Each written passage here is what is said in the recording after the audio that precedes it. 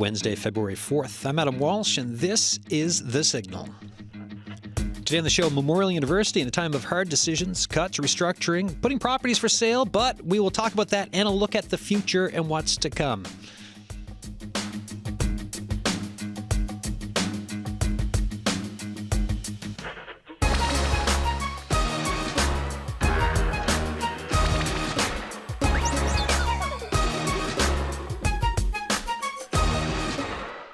So joining me for this discussion, Memorial University President Janet Morrison is here, and Chair of the Board of Regents, Justin Ladha. Thanks for coming back. Thanks for coming in for the first time. How you both doing?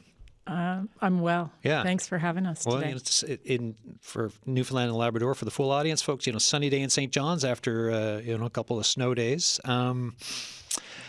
You just came from a staff thing, right? I did. We had an employee town hall, all-employee town hall earlier today. So a great opportunity to demonstrate transparency and to communicate with the community. We asked for questions in advance. We took them online throughout.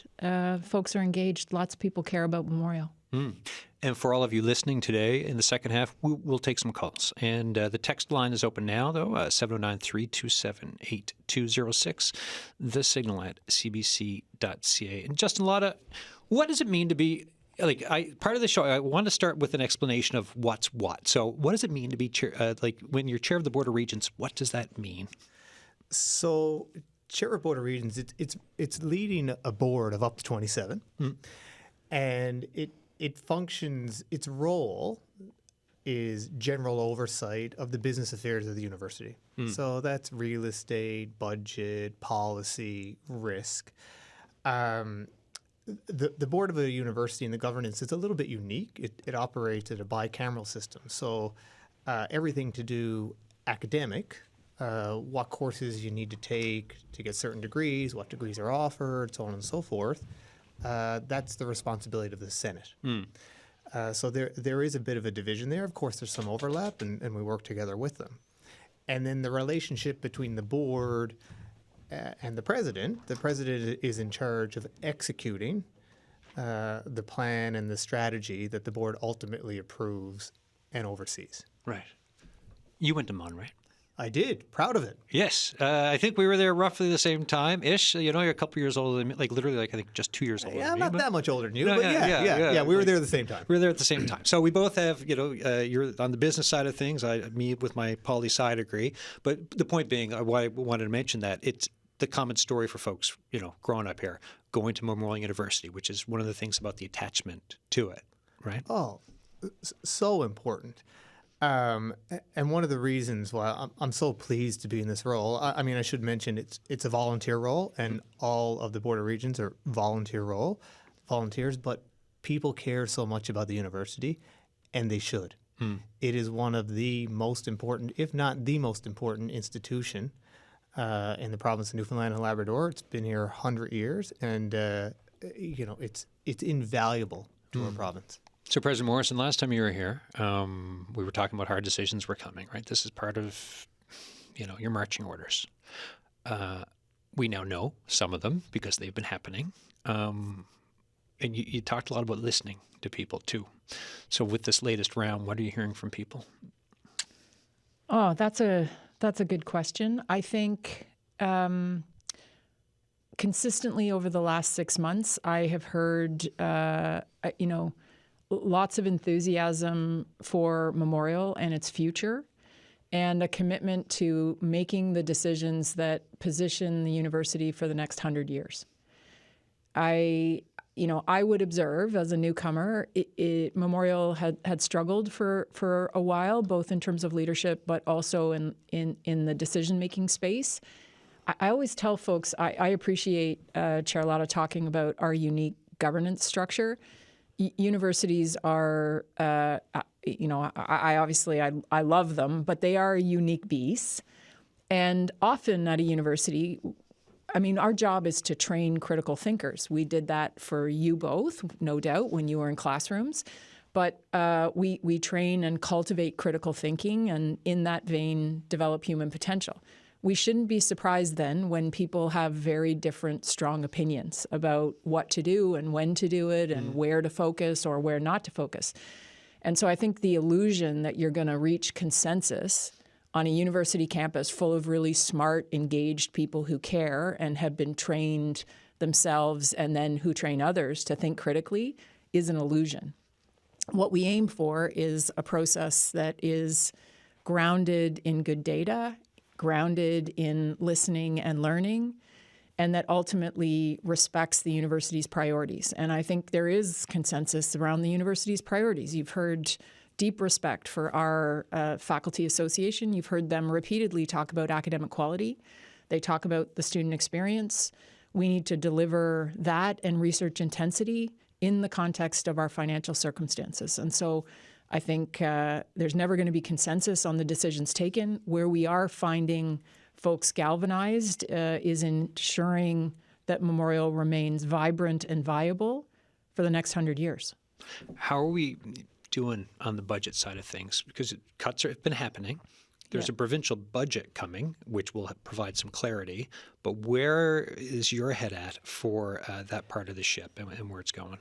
Yeah, I might take a step back from that first, just to talk about where we are and how we're coming at this work. Okay, sure. And so, I would encourage everyone listening to read more about our evolution forward. You can do that. There's a dedicated website that's mun.ca/evolve. We're really organizing Memorial's evolution around kind of 3 pillars. So the first is contracting with care in response to financial constraints and to preserve value of the institution, both kind of physical and intellectual. The second pillar is to evolve around students, to become even more student-centric. I've talked often and openly about that being what pulled me to Memorial originally. And the third is strengthening with purpose. So, this is really about protecting Memorial, again, for the century ahead. So an example of contracting with care is selling real estate that's not core to our academic mission or to the student experience. And happy to talk further about that. An example of evolving around students would be our renewed focus on retention, for example. Our retention isn't where it needs to be, and we've had a lot of feedback from students about everything from, for example, registration and course enrollment processes to student life. And so that's a really important pillar for all of us. And then an example of strengthening with purpose would be last month's announcements around the executive restructuring. So that reduced the number of roles eligible for executive comp from 7 to 3. It was certainly responsive to recommendations, concerns raised by the Auditor General and by many of our staff. But more importantly, almost from my perspective, is that it really strengthens institution-wide oversight, and it will help us, I believe, do a better job of prioritization, but also of working at pace, because we struggled with that. At the end of the day, I think people acknowledge that we've grown in ways that are not sustainable. And so those conversations are ongoing. When you say retention issues, what does that mean? So we have 2 issues. So when we talk about enrollment is a function of 2 things. If you think about enrollment as a bucket of human potential, the recruitment is about filling the bucket. Retention is about maintaining the fulsomeness of the bucket so that at the end of the day, we cultivate and then produce human talent and potential. We can focus on recruitment, which is challenged right now by, for example, provincial demographics, national competitiveness across universities, but also by federal policy and the diminution of Brand Canada. But retention is really important. My colleagues and I view this as as the demonstration of our integrity. If we admit students, we believe they should be capable of graduating. And so at present, Memorial loses about 20% of students from first to second year. And we know a little bit about why, but we need more data, and we need theoretically informed, data-driven interventions that propel more students to make that transition from first to second year. We also know that not enough of our students graduate in a timely fashion. So the data on retention at Memorial, about half of students graduate after 5 years, and that's not okay. And so our focus really is on identifying, again, what the obstacles to timely progression, to successful progression and timely progression are, and then to interventions that will change that reality. Why is that an issue? The timely progression bit. I understand getting people in. As long as they're paying money, why does that matter? Well, I think it matters for two reasons. First off, university is expensive, and we want students to progress through programming so that they can graduate and attain whatever their personal, their professional goals are. But it's also important to the province and to the labor market at a time when the world is evolving and being disrupted in so many different ways. If we think about technology today versus yesterday, even 2-3 years ago, the world needs skilled labor talent. And so our obligation is to produce that and to drive economic, social, cultural value for Newfoundland and Labrador. So we need those students to stay engaged and to ultimately graduate.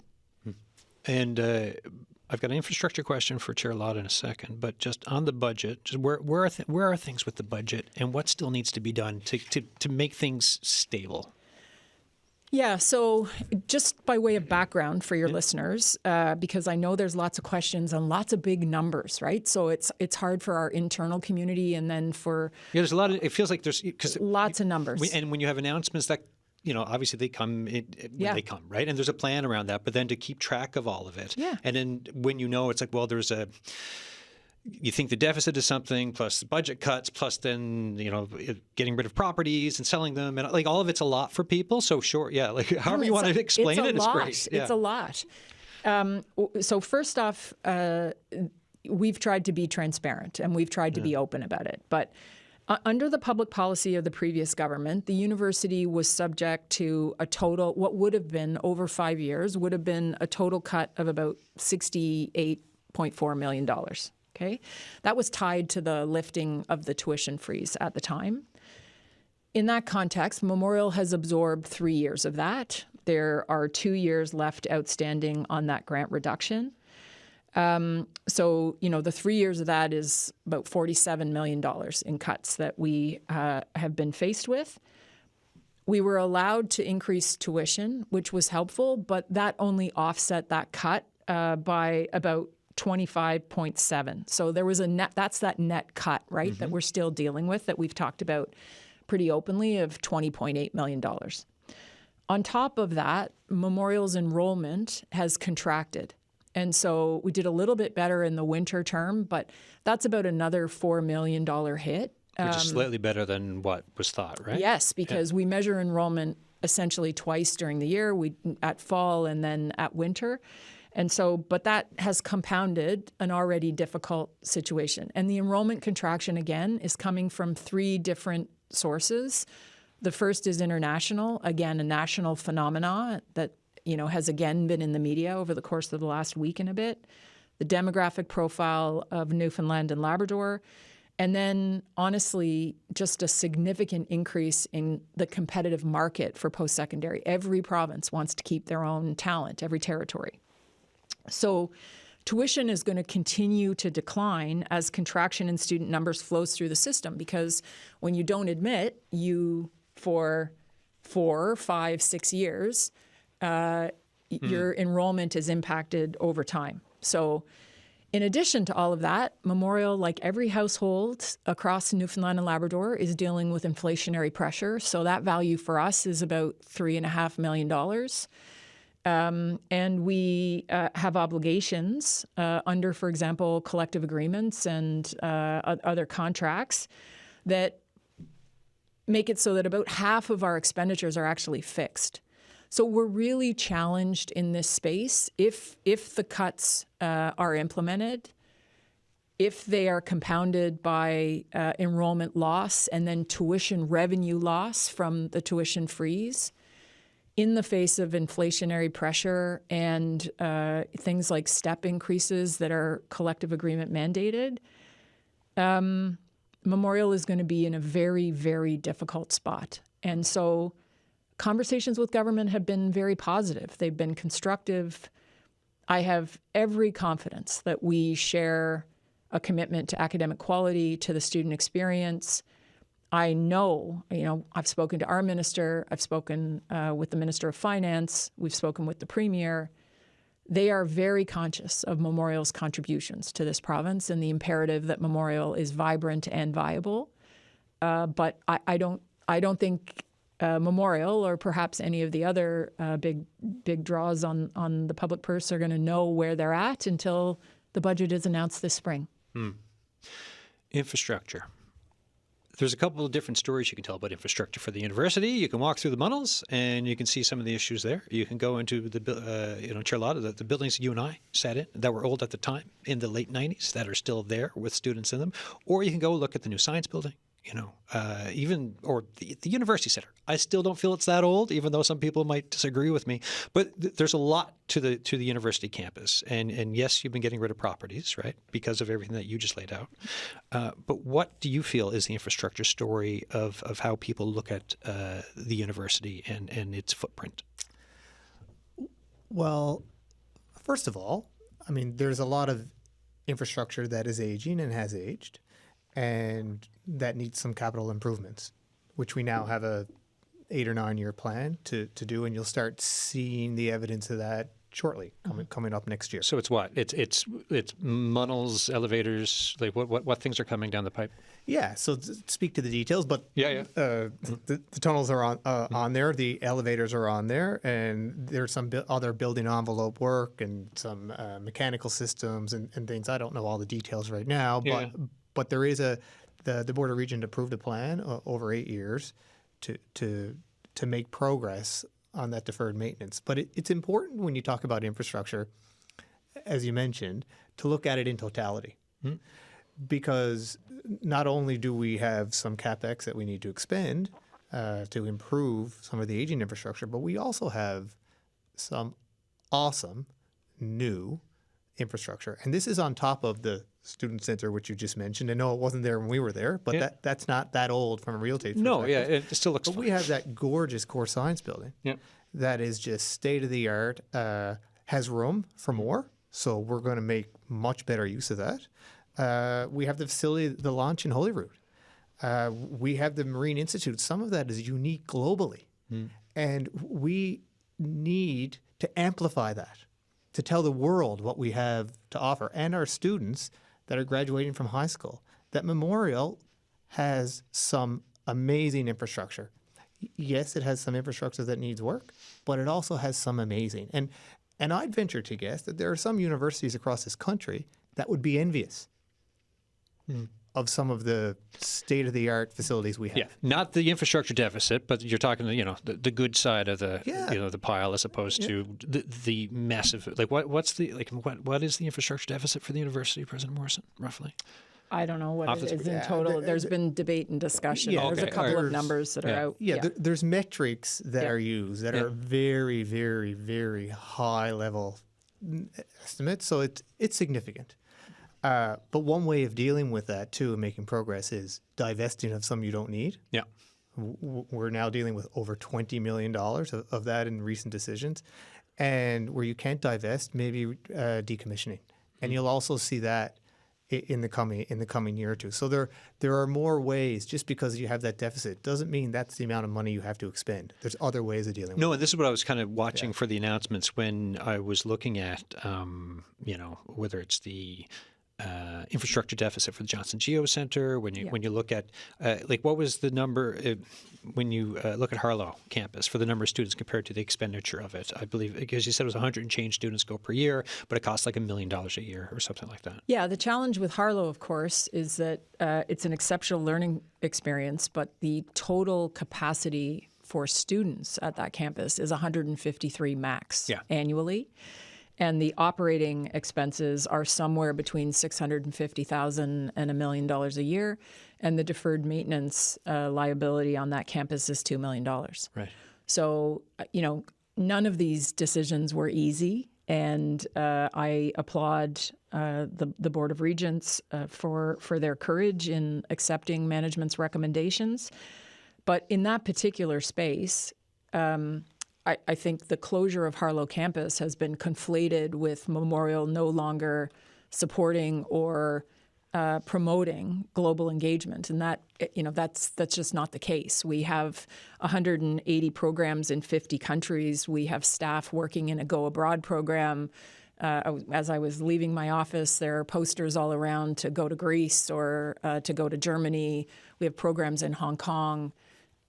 This was really a decision grounded in what Chair Ladha has shared. We do not need to own and manage property in a foreign country to facilitate transformational study abroad. Yeah, and this is where, even just to take a step back around looking at Harlow and previous conversations that I've had on this show, of people saying, hey, it'd be great in this time of trying to expand to Europe and everything else, having a toehold in Europe for the provincial government would be great. Now, the provincial government is not Memorial University, but have there been any talks around that with the provincial government of perhaps maybe they take a look at it and kick the tires for property? We've had lots of conversations with the provincial government about our challenges. We have certainly entertained proposals to think about Harlow as a gateway to Europe on trade or on culture. Our messaging to the government, they were certainly aware of the decision-making path and our intention. I think the challenge for everybody is that in times of fiscal constraint, you have to prioritize. Yeah. And so that's where we're at. Okay. Is it the infrastructure plan did you say 8 years?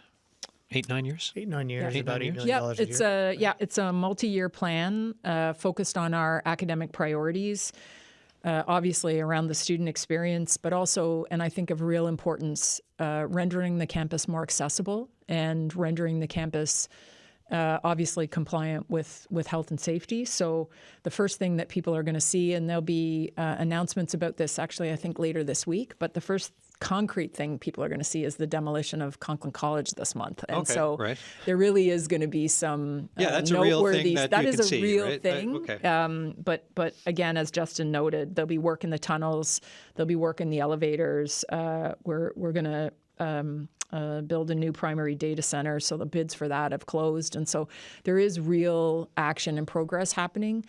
I would just say, again, in response to the Auditor General's report, the rigor around budgeting, planning, and monitoring facilities has increased tremendously over the course of the last 6 to 8 months. And I think credit on that front is due to the board. Yeah, you're figuring out all the properties you have, what to divest, and how to improve what needs improving is what you're saying, right? Yeah, and really the board has focused firmly on financial reporting and discipline. So we're really stringent on the level of detail of reporting we get, so we make sure we can make decisions on accurate data and make sure it's fulsome enough. And also we're cognizant that it can't take too long either.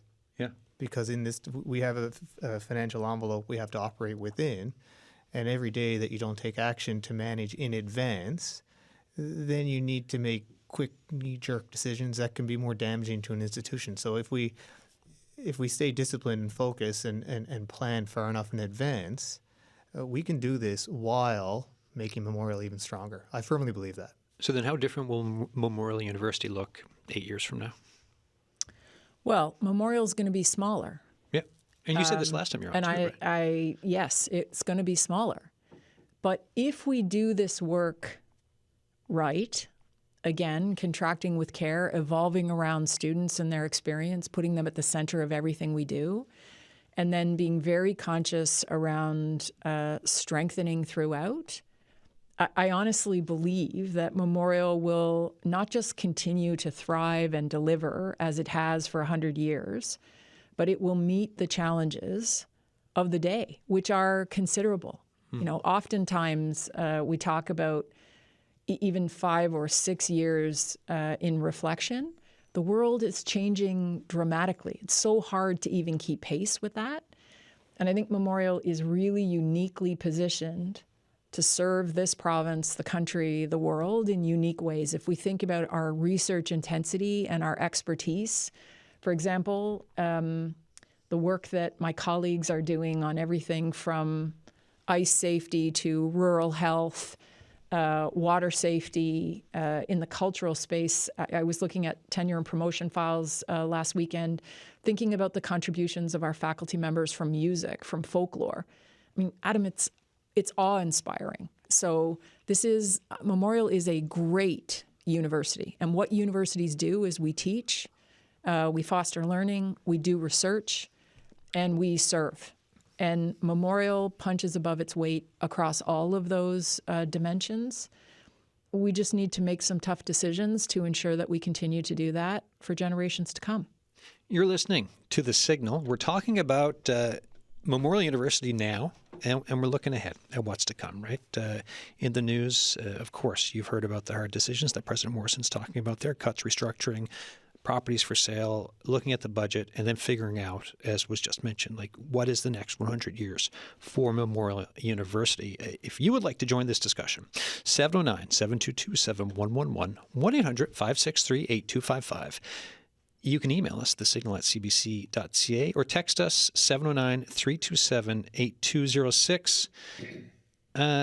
So this is going to be very inside baseball, President Morrison, for a text that came in, but it said regarding the town hall,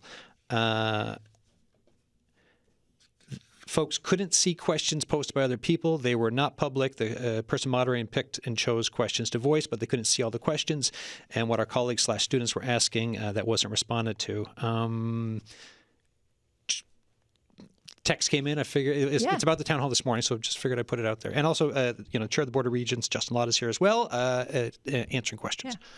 So the intent is to be as open and as transparent as possible. If folks have questions, so one of the things I have learned about working at Memorial is that there is an open dialogue about Memorial that is ever present and ongoing. I was at the Works today and stopped no fewer than 3 times for people to share their views on the university, where it is and where it needs to go. So I would encourage all of my colleagues to not view that as any intentional effort to hide or be less than transparent. There are lots of ways. There's an open posting on the Evolve website for people to provide commentary and questions. We're responding to those questions as they're received. And everybody on campus knows how to reach me. It's president@mun.ca, and I'm happy to have those conversations. I continue to engage and listen and learn from members of the community on a daily basis. Just to be crystal clear on something for people to kind of understand, when it comes to the university and money, where does it, like the really simple question, but where does it get money from? Because it's like if you're not getting it from the province and you're not getting it from students paying it, like are there other sources? That is a great question. So the majority of the university's revenue comes from government, from taxpayers. And if we think about most of that, so 3/4 of it will come from that. 1/4 of it will come from tuition revenue. There is also restricted revenue that comes into a university that is directed towards specific purposes. And the most obvious of those is research dollars. So in the context of operating funds that are unrestricted or less restricted, the predominance of that revenue is coming in Memorial's case, which is not the case across the country, but in Memorial's case is coming from government, and then from tuition, both domestic and international, and at the undergraduate and the graduate level. Why is Memorial different compared to the other parts of Canada for that? Well, I think it's important to note that we're the only university in the province, and as a result, we have many obligations, many and deep obligations to the province. So I think it is not just appropriate, but an imperative that the provincial government supports the institution to the extent that it does. Justin Ladha, on the Board of Regents, what are the conversations? What are the conversations like at this time with everyone together? So the conversations are good. Yeah. There's the Board of Regents is comprised of many people with different backgrounds, including students and faculty and different people from the community. So we have good, healthy, vigorous sometimes debates.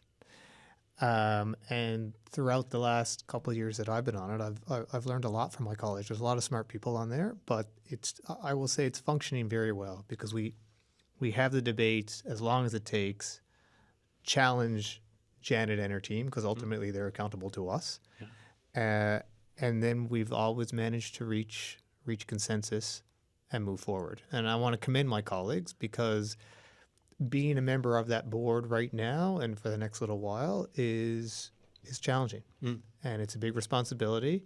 And they're cognizant of the fact that the status quo is not acceptable. So big decisions have to be made, and they have the courage to make them.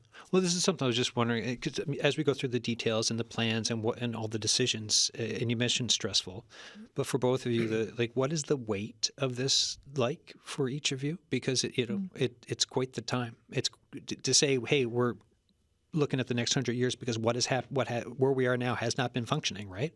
I mean, there are pockets of great functioning, but I mean, it's not lost on me how important it is.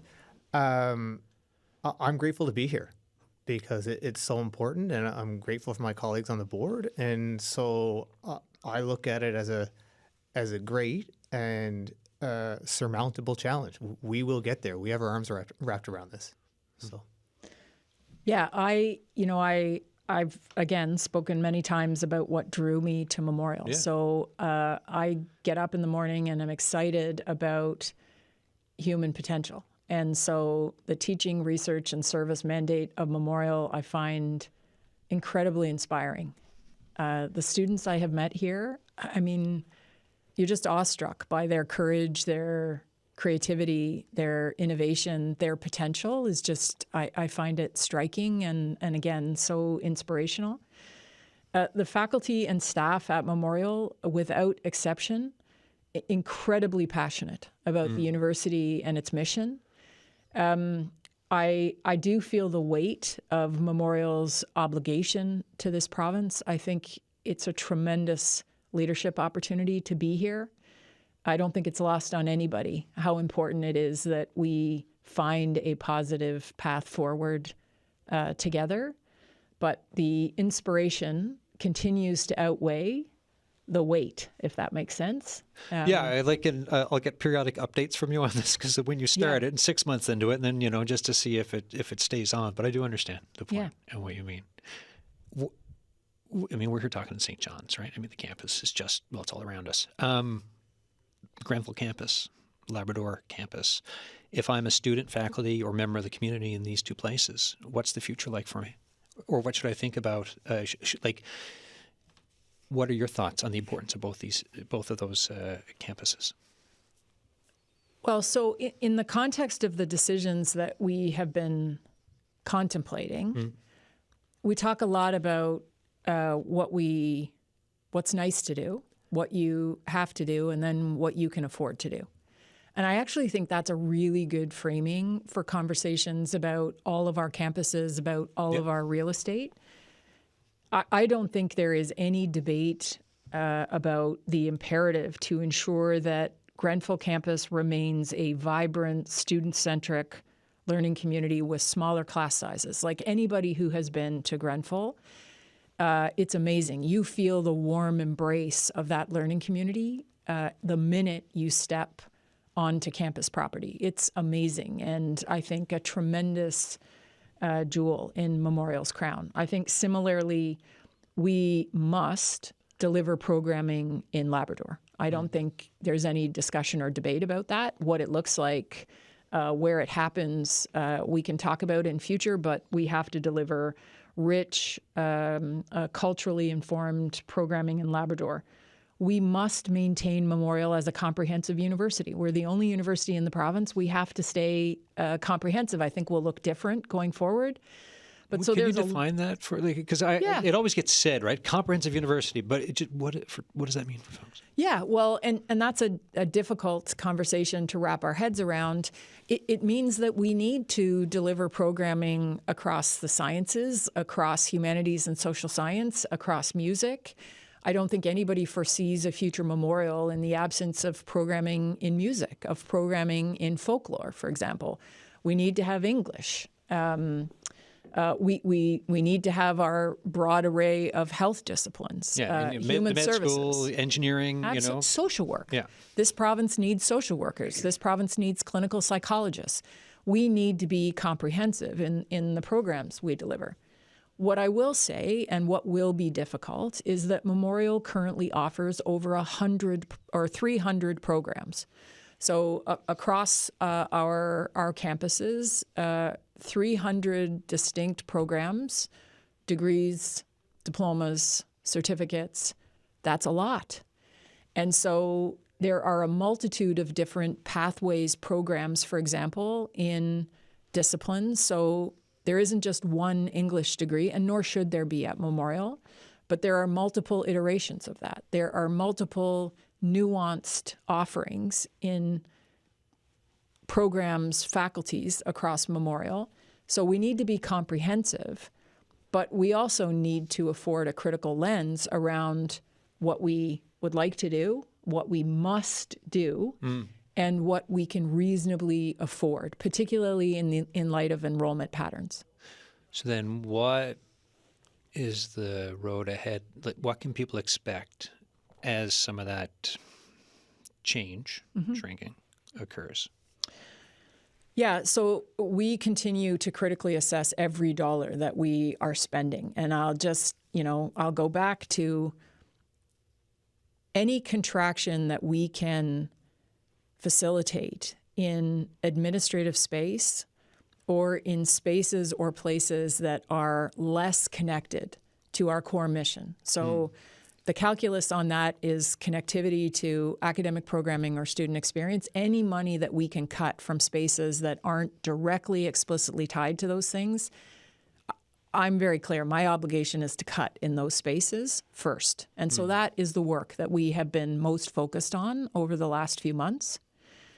But there is no doubt that in the interests of being financially accountable, but also, frankly, to ensure that we are delivering on what students want and what students need, and on what the labor market, what the province needs, that we have to critically reflect on our academic programming. And so that work will happen in the context of our bicameral governance. Yes, with the Senate. With the Senate. So a lot of those decisions, they start locally in collegium, we would say. So with faculty members in a particular unit, we have academic councils, for example, all across Memorial.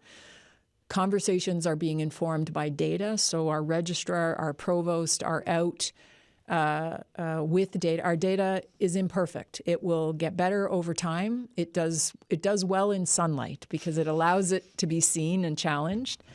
But that work is ongoing because in the light of data, I think and fully trust that colleagues will make good decisions about where we need to focus. Again, what matters most.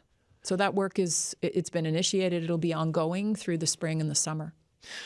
Yeah, and I think so. That's what I was about to ask. Kind of like wondering as we look ahead. So we mentioned the provincial budget, right? So I think everyone's looking at, and what are the other kind of signposts as we move along? For do you have a thought as to when announcements may come? It's like you get the budget, you figure it out, you think more. Like, should we wait till just after it, a month later in the summer? Like, how are you kind of organizing the communication compared to action part of what you're trying to do? Yeah, that's a tough balance. Yeah, We've got a lot of work ongoing. So the announcement to divest was a piece of the puzzle. We actually now need to divest in a way that doesn't negatively impact academic programming. So, for example, we're going to move printing services. We need to make sure that happens in a way that doesn't disrupt academic programming. We are the intention is to divest from Signal Hill campus. a very top priority are the students who are living at Signal Hill campus and ensuring that their transition to suitable, safe, affordable housing is smooth and supported. So the announcement is done. The work to actually have those processes unfold in a way that's consistent with our values has only just started, I would say. We'll continue delivering programming at Harlow campus through August. Continue, the Geo Center will reopen and operate through to next December. So that a lot of that is happening. The budget will be announced when it's announced, but even before that, it's a reasonable expectation that the Memorial community and our supporters want to know about how fiscal 25-26 has ended. And so we've made a commitment that we'll circle back on that front. Everybody wants to know how we're doing on progress to cuts. Difficult to assess here and now, but we will have an update in the next couple of months. We've got some academic senior leader appointments to fill. The deputy provost jobs will be filled on an interim basis with hiring processes ongoing. So there's lots of benchmarks. That was part of what we shared with our community today. Kind of here's what you can expect over time, particularly over the course of the next 4 to 6 months. When a university goes to divest, what? Okay, I understand what that means, right? But then when I think of Signal Hill campus, and you're looking to sell it to someone, how does that work? Yeah, so ultimately, how the university goes about that will be approved by the Board of Regents. Yeah. But typically, for an asset like that, you would run a process. So you would probably call for proposals from various brokers that are experienced in that type of asset or something close to it, evaluate them, understand the process that they take you through, and then just run that process. It's quite common, yeah. But I envisage that that's more than likely what we will do, and that's not a extremely short process. That could be months and months. But it is well defined. It's very common, and there's experts out there that specialize in it. Yeah, but who are the types of folks who might take over I know you can't be too specific here, but just who are is it business? Who might take over these things? Is it like a hotel? Is it like oil and gas? Is it tech? I don't know. Or all of it? I don't know. Yeah. Okay. Yeah. Fair. That's and that's part of the process. The market will be scoured by whoever's engaged to do that, and then we'll evaluate what comes in. For Harlow, are there any difficulties with it being across the pond when it comes to? There's all kinds of difficulties. Yeah, I'm sure the short answer is yes. Yeah. Yeah, it's a corporation that owns assets in 4 countries, so it's not straightforward. But we will navigate that, and I envisage also a process there by experts in that jurisdiction. And you probably can answer this, but when I think of Johnson Geo Center, is that the one that's looking the hardest for people to kick the tires and look at, or do you have thoughts? Just because the infrastructure deficit, what it was, supposed to be neutral, we know it's not, and then you're trying to sell it, and it's not like a refurbished thing like Signal Hill campus with new rooms that look nice. That is a unique asset. That's what I mean. There's no doubt about it. Your way of saying it's better than mine. Memorial can't afford to keep operating with the deferred maintenance. I would love to see it continue on in operation. How that looks and if that can happen, that remains to be seen, but we'll work hard. Okay. I would only just add, the intention is not to have capital gain on the Geo Center. Just to be clear, that's not the intent. And also just to say that both Justin and I have had conversations with folks tied to the Geo Center and to the Johnson Family Foundation, and those conversations will continue. We're looking forward to a meeting early next month and continuing to talk to different levels of government too. It's a fabulous resource. This isn't a commentary on the value of it. No. Okay. We've got Sheila on the line from St. John's. Hi, how you doing? Oh, good morning. I'm fine, thank you. Very, very interesting conversation, and thank you for having it. I was wanting to comment on the whole business of the university and the cuts that have been made and are being made, and to say that, when I heard the first announcement about the Geo Centre and Harlow and that, I didn't quite know what to think, and it didn't make a lot of sense because they're valuable assets. But after hearing the President explain why those ones had been cut, it makes absolute sense. As far as the Geo Centre goes, it is an amazing, amazing asset. But I think the province should take it over. I really do. It's not just an asset for local people. People from all over go to the Geo Centre because of what it has to offer. So, and as far as Harlow, I understand that there are lots of other opportunities for students to be to get an overseas or another country experience. Very, very pleased to hear that Grenfell and Labrador campus are highly valued. One question I was interested in finding an answer to is why the Harris Centre was allowed to go. I always saw that as an extremely valuable asset. Was it not connected enough to student academic work, or why was that allowed? That was one of the first things to be cut, I think. Mm. All right, Sheila, thanks for the call. I'll put the question to both guests, and I appreciate you listening and giving us the feedback and asking the questions. And I do appreciate the openness with which the President Morrison is answering all questions and being quite frank. It's refreshing. Thank you so much, President Morrison. So thank you very much, Sheila, for that feedback. So the closure of the Harris Centre happened before I started at Memorial. What I will offer is support for the view that public engagement has to happen across the institution. It doesn't happen in a centralized space.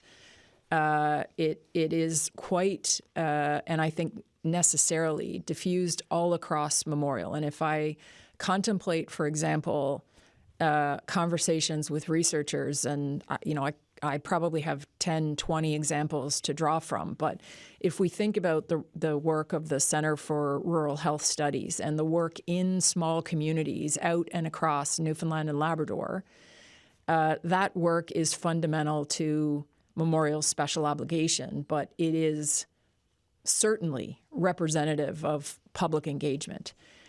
Every time I talk to a researcher, there is an element of the work that they are doing that is grounded in public service.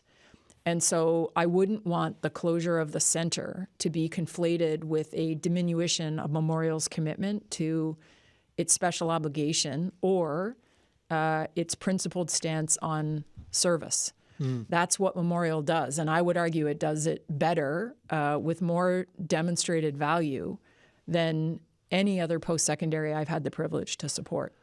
The one thing with the Harris Centre, I always found it was really, they would do vital signs every year, right? So they'd take some of the great research being done across the university and talk to communities and present different themes, right? So if you want to talk about demographics in Newfoundland and Labrador and the difference between, I'll say, town and what we used to say, outside the overpass, like rural areas and then Labrador and everything else. So you get this information put together for folks. They do the media rounds, and you'd have a deeper understanding of things. And now I'm just wondering, I think it could perhaps feel piecemeal, and I just wonder if we will still get that type of all-encompassing themed info from the university. Yep. So a couple of pieces. So we still have an Office of Public Engagement. And I would just note for folks, one of the things the Auditor General observed is that we had multiple functions on different campuses, resourced and reporting to different spaces. We now have a consolidated Office of Public Engagement. It just is out at Grenfell campus. And so to your point about serving, supporting rural Newfoundland and Labrador, that campus is now more directly tied to the West Coast and to Labrador. That work has continued. So there is awesome work happening from a coordinate. We also, RanLab it's still in existence. Yeah. It just moved to a different space at the university. So there is continuance of key deliverables and certainly an ongoing commitment to deliver in that space. It's just organized differently. And again, we need to cut administrative overhead. And so in spaces where the work can be supported, the closer, the more investment we can make at the local level to ensure the work continues without administrative overhead, those are the spaces that we're actually focused on. We have a text and a call. We've got about 5 minutes left, so I'll try to get through both. Here's the text. The family of Al Pittman set up a bursary in honor of Al when he passed in 2001. Each year since his death, a theatre student attending Harlow was awarded a substantial amount of cash to help with travel expenses. The choice we made was because my daughter went to Harlow in her final year of the theatre school at Grenfell. It was a life-changing experience. She got to many theatrical shows in London, traveled to Ireland and France. I'm so disappointed that Memorial University has chosen to cut this awesome program. I will be contacting the office to find out what will happen to the Harlow Award, and that is from the Pittman family. Yeah, so let me thank the Pittman family for their generous support of Memorial. There is grief. So these decisions are being experienced very differently across Memorial, both our internal and our external supporting community. I'm not naive to the grief that folks are experiencing, and universally, I'll just reiterate, the Harlow experience is transformational, tons of passion for that experience. Just at 153 students max capacity annually, we can't afford it. So I'll look forward to further conversations with the family about how we might honor the gift going forward such that other students have exposure to that type of experience. Mr. Richard Whitaker is on the line from Portugal Cove. Hello, sir. Hi, how are you? Good, good. Questions, comments? We got 4 minutes left, so have at it, sir. Two quick ones. The first one is that I think that the Geo Centre might be best somehow sold to Parks Canada, which is right across the road, and they can look after it for its original purposes, which was to really work with the public and and educate them in things related to that. They can afford to pay for it too. Like the federal government, even though they're having problems, what should be the amount of money to be got for it. I mean, you could just say it's for defense spending, and you might be able to get some money. Anyways, that's go ahead, sir. Well, it'd make a nice bunker, wouldn't it? Anyway, no, but seriously, it should, go back to its original purpose. And, since I understand why Mun has to sell that. The second thing is that I don't know. I'm presuming that somebody's doing a strengths and weaknesses analysis of the university in terms of what it does and what it produces, not only in terms of students and their performance and so forth, but also adding to the knowledge in general, because there's some really strong departments within the university, and they've advanced research in many areas. And the other side to this is, what's the future need? And things in the Arctic are opening up fast.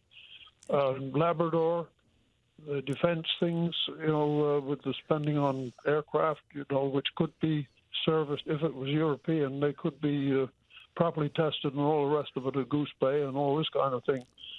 So, it's not a matter of just shutting things down. It's a matter of developing as well, as I see it. Thank you, sir. We got 45 seconds for an answer. So, Mr. Whitaker, thank you so much. President Morrison. I really appreciate your comments. Listen, there is a lot of great stuff happening at Memorial, and the celebration of our teaching and our research and our contributions to the province, both Chair Ladha and I, the entire Board of Regents, the leadership team, this is where we want to focus. And I appreciate you calling out, again, areas of research strength. We're excited to amplify them and to really celebrate them going forward. Thank you. Chair Ladha, 20 seconds if you have final thoughts for today. Just thank you for your interest. And thank you to your callers. Thanks for everybody's interest in Memorial University. I believe everybody understands how important it is, and we're going to make sure it stays great going forward. All right. Thank you both for this. All right, folks, that is it for today's show. Thank you for listening. If you have thoughts for us, the signal at cbc.ca. Coming up tomorrow, how to make buildings and homes more climate resilient, energy audits, and how to plan for upgrades and actually afford them. That's tomorrow. Cheers.